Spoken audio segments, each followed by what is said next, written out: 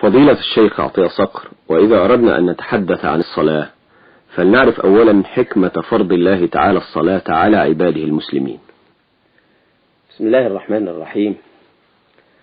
إن التكاليف الشرعية كلها وضعها رب العزة بحكمته وبرحمته ليستطيع آدم أن يحقق خلافته في الأرض، ويدل على ذلك قوله سبحانه عندما أهبطه من الجنة: فإما يأتينكم مني هدى فمن اتبع هداي فلا يضل ولا يشقى، ومن أعرض عن ذكري فإن له معيشة ضنكا ونحشره يوم القيامة أعمى.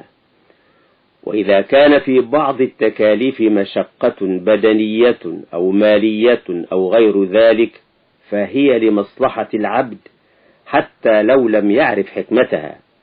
قال تعالى: كتب عليكم القتال وهو كره لكم وعسى أن تكرهوا شيئا وهو خير لكم وعسى أن تحبوا شيئا وهو شر لكم والله يعلم وأنتم لا تعلمون.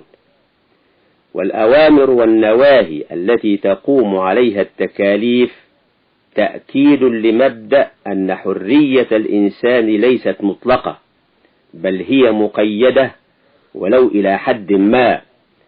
ولذلك لما أدخل الله آدم وحواء الجنة أباح لهما أن يتمتعا بكل خيراتها ما عدا شجرة واحدة.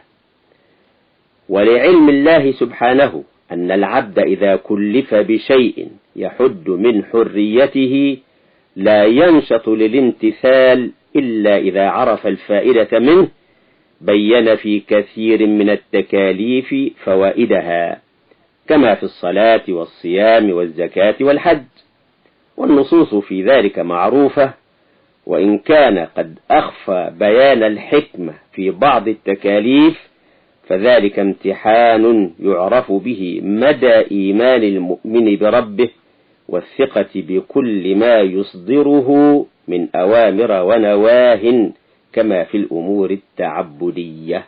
والله